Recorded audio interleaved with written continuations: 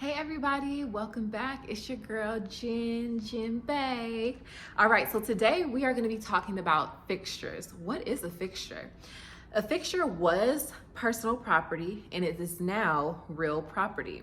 Now there's a formula for fixtures. It's called Maria.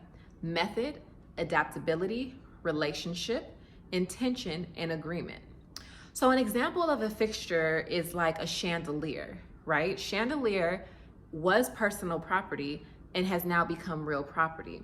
Now, if you think about Maria and the formula for it, the reason why it's become real property is because it has been attached to the actual home. So when you think of a chandelier, right, and the attachment of it, the method, the relationship, the intention, the agreement of it all, it's been attached to the ceiling, right? So when you sell a home, honestly, 9 out of 10, unless it's in the contract, the chandelier is going to stay in the home and it's become real property. Another example of a fixture is a ceiling fan, right? So ceiling fans it's been attached to the ceiling, right? A lot of times ceiling fans just go with the property once it's sold, right? So remember, it's personal property.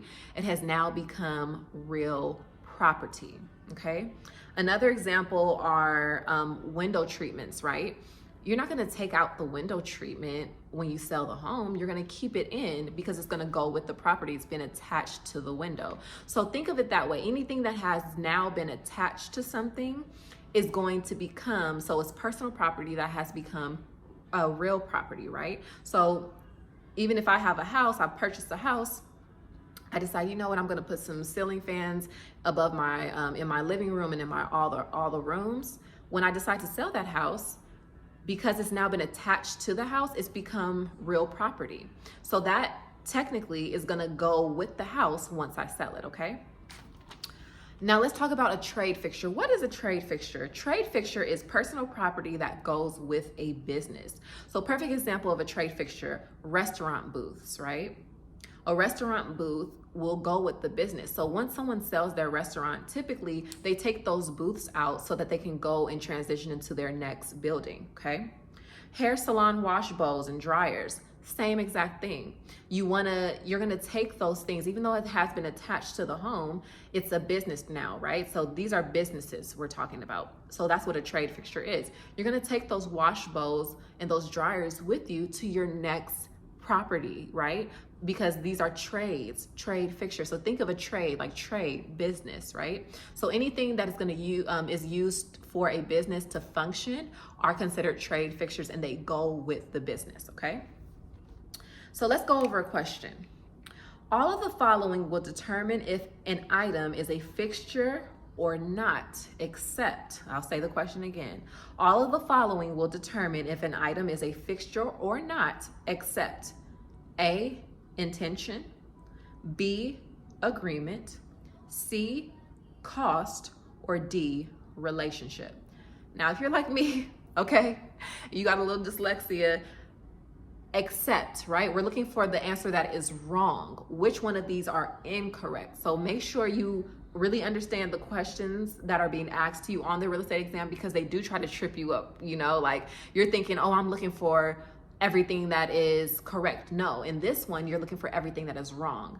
Also remember what we went over, Maria, method, adaptability, intention, relationship, and agreement, okay? So that is the formula for a fixture. So let's go over it again.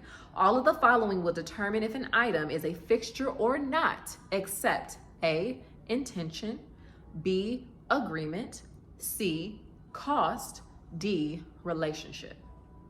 Now, what I do in these circumstances with like the except, I circle except so I know that I'm looking for the incorrect answer. So if you answered C for cost, you were absolutely correct because you have to remember the method of attachment for a fixture is Maria. Method, adaptability, relationship, intention, and agreement, okay? Those are the 5 things that we are looking for here, okay? So remember, always, you can do all things through Christ who strengthens you. Now, let me say this, okay? Don't sit up here thinking you're gonna pray yourself through this course. You have to put action behind it. Spend time, take 30 minutes, take an hour a day. something to really study and be diligent in passing this exam. Okay, God can only help you if you're helping yourself. So don't be praying your way, because let me tell you something. I used to do that. I used to be like, God, please help me, but I didn't want to study. How am I going to pass? That don't even make sense. So make sure you have consistency and intention behind it, okay? You guys got this. I believe in you. We'll talk soon. I'll see you in the next episode.